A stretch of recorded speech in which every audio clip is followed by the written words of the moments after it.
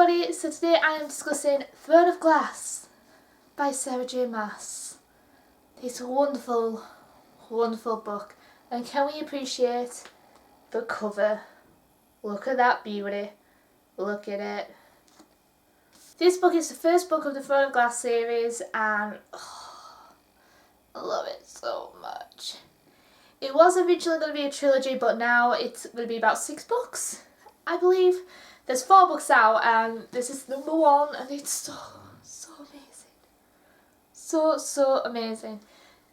The world that Sarah J Maas has created in this book, it's so introductory, but it could go places and oh no, I've got 1 bar of battery. The world building in this is just incredible. We are introduced to a little bit of the magic that's involved and there are lovable and hateable characters. When I say hateable, I mean in a you're a good hateable character type thing, not like that character's absolute shit, why did she write that, if that makes any sense.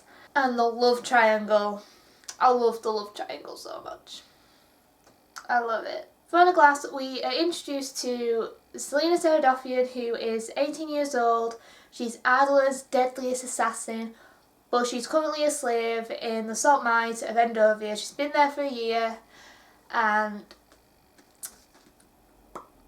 she's having the shit time in there. Well, you would be. You're working in the salt mines. You're being whipped every day. But the king is holding a competition for 13 champions to be his ultimate champion, if that makes sense, to do his dirty work, to go kill people he don't like, that sort of stuff. His son, Prince Dorian Haviliard, I love Dorian so much, he wants Selena Saradofian, the deadliest assassin in Ardalan, who's currently living in the salt mines of Endovia because she got caught when she was 17, he wants her to be his champion. She is like, well, I'm not staying in here. You're offering my freedom if I win after like 4 years of serving your dad, so I'm doing this. And that is all I can say for the non-spoiler bit. It is such a wonderful world and I love it. I'm going to try and not spoil it as much though, because yeah. Ardalan, there is no magic. It was stripped away years and years ago.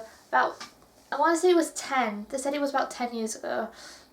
And Selena finds these ward marks. I think that's how they're pronounced. I got told it was pronounced ward marks, even though I've always pronounced it weird. Weird marks. Because they're weird. They're weird marks. When she is at the castle, where the competition is taking place, Selena finds these weird marks or ward marks. I don't know how they're pronounced. I got told it was ward, but I've always pronounced it weird. But whatever. She finds them and she's like, hang on, that's some ancient magic. Why are these weird marks all over the castle?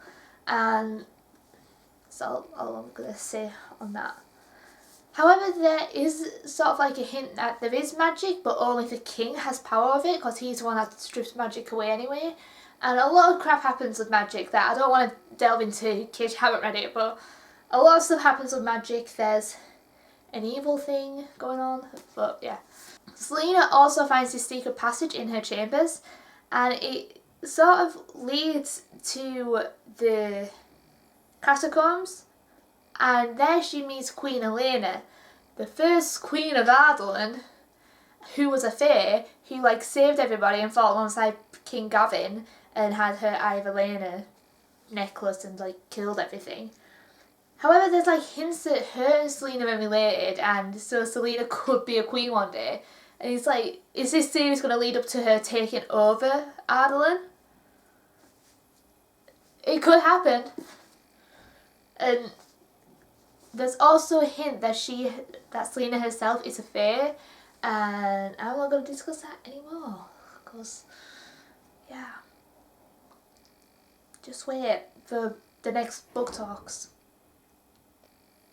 Yeah, Selena herself, she is the ultimate feminine hero, I think. You get your Katniss Everdeen's and other strong characters like that. However, Selena is, for me, to what Katniss Everdeen is to other young people. I think she's like a badass. She's just amazing, and although she's slightly in love with Prince Dorian, she doesn't let that like overcome her. She's like, I'm gonna win this competition. I'm getting my freedom. Yeah. During the training for the contest, Cale, the captain of the guard, which I'm gonna get onto, he's telling Selena to hold back because she's going under a different persona. She doesn't want people to know she is this amazing, deadly assassin. And she's going under another name, which I can't remember, but she's a jewel thief, is her character. And so Cale's like, you've got to hold yourself back. You can't be as good as Adlin's assassin is. You have to pretend to be shit. And she doesn't want to. And she's like, oh. So when she's training at one point, she beats this guy up in like a minute. Because he's all like, oh, I'm going to beat you. And I'm like, yeah. And she's like, doesn't even take a weapon. And she's just like, poof. You're dead. One of the tasks is they have to climb the castle to claim a flag. And Selena actually uses her brain, and she uses a different route, and not the obvious route, and uses tar to help herself climb up. But she sees her friend that she's made, called Nox, he's like fighting somebody and he's like falling to his death, and she's like, hold on, I'm not letting him die. So she goes and jumps and saves him and ends up in 18th place, but she still didn't come last. She didn't. However, the last task though, although, yeah, now you know there's like four of her books and there's like 2 more to come, you know that she obviously survives. However, in the last task, I was just sat there thinking, oh my god, she's gonna die. But she can't die. There's another book after this. She cannot die. She doesn't die, but there's just this dread that she's going to die in this last task against Kane, who, he's like possessed with magic and he's like super strong and this thing has fed off his strength or something. But he's like beating her up and I'm like, no! Selena, you're better than this. Don't do this. You're not going to die. You can do this. She doesn't die, obviously, but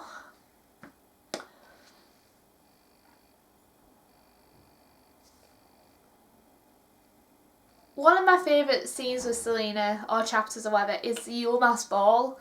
And I was just like, oh my god, this is so adorable. She's like in this really pretty dress that's like Cinderella. She's got a mask on. Because Cale said she's not allowed to go. But she tricks the guards into like, oh, Prince Dorian said I have to go. Because, you know, you can't disobey Prince Dorian. Good one, Selena. But it's just such a pretty scene. And I was like, oh. The love triangle though is between Prince Dorian Haviliad and Cale Westfold. I'm not a fan of Cale. At the complete end of this series, Cale is not going to be with Selena. She's going to be with Dorian. And I don't care what anyone says. I ship Solarian. Is it Solarian? When we first meet Dorian, he does come across as a womanizer. But that's what you get from a prince. He's young and he likes women and he's a bit of a player. And you really do get the womanizing thing as well. We met Kathleen, I don't know. But he's so adorable. But speaking of Keltane really quick, she's the ward of Duke Perrington, I want to say. She's hooking up with Duke Perrington anyway to get to the prince. And basically she suffers with these headaches.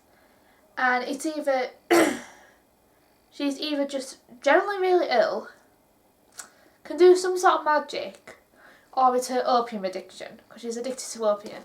And I wasn't really a fan of it at first, but then at the end, oh my god, my camera's blinking. But I didn't really like her at first, but at the end I felt really bad for her, and I was like, oh my god, no, this is so sad. But I'm not going to go too into that because she's not as big as the character yet. But yeah, back to Dorian. He is so adorable. I love him so much.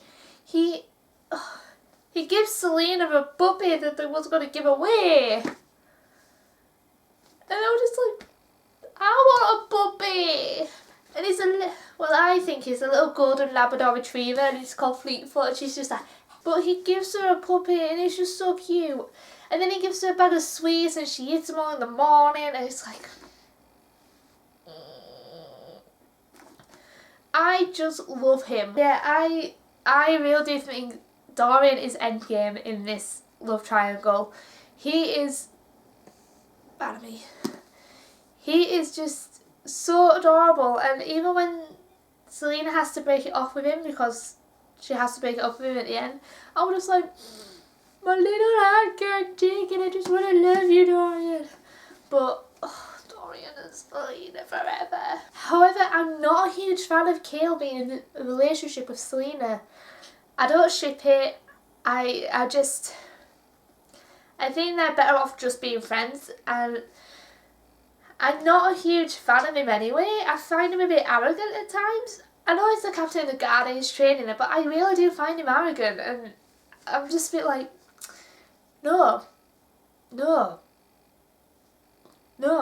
I'm not saying I don't like his character. I do like his as a character. I think him and Selena work better as like companions, like working companions, but as a couple, no. Selena and Dorian, forever and ever and ever and ever and ever and ever and ever. And if not, Dorian Havili can come to me. I'm sure my boyfriend won't mind.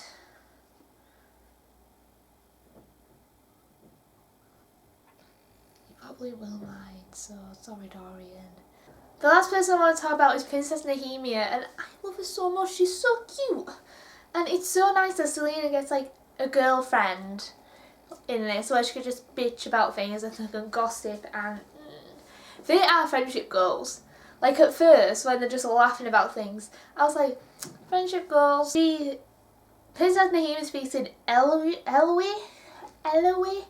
Well, she's from that place. I don't know how to pronounce it, but she speaks that language, and it's sort of like a magical language. It's very lovely, and Selena understands it, and it's one of those, are you magical? You can understand this language, and nobody else can. Selena makes a deal with Princess Nehemia that if Princess Nehemia can teach her about the Wild Mouse, which Nehemia knows about, she'll teach her some of the Aslan's language. And I was like, oh, that's cute. However, there are some killings that go on in this book, and Selena starts to suspect that it's Princess Nehemia because that she wakes up one morning and there's a lot of weird marks, ward marks, whatever, around the bed, and only Nehemia knows about them. So she's like, holy shit, Nehemia's trying to kill me. It's not Nehemia, I just want to get that out there. It's not her. But it's very easy to understand why she would suspect a best friend to kill her if she's the only one that knows about the war marks. But Princess Nehemia and Selena, best friends, and Nehemia knows about magic. She has magic. She doesn't even hide it at the end. She has magic. That's all I'm going to say, because I don't want to spoil it too further. So yeah, there are like my thoughts and some things that I really enjoyed about Throne of Glass. It's such a good book. You should read it. I've read this twice now, so just getting that out there. Maybe 3 times. I think it's twice. I'm not quite sure. But I didn't want to spoil you on too much of the things, especially the end. The end! Oh, the end was so exciting and stressful, and oh my god. I'm calm.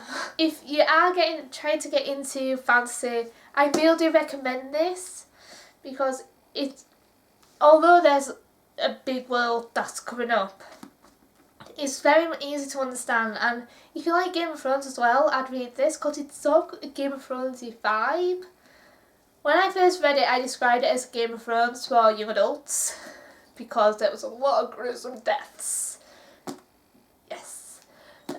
But definitely pick this up if you are trying to get into fantasy. It's just an introductory book to the characters, to the world building, to everything. So, and it's not that long. It's so good. I really advise you picking this up if you haven't read it. And look at that cover. If you're just a book collector, get it for the pretty cover. I would, but it's a good book. And that's all I have to say on it. Anyway, that is all for this video today, guys. I really hope you enjoyed it. If you have read Run of Glass, let me know in the comments below, because we could get a little discussion going on. Who do you ship? Dorian or Kale?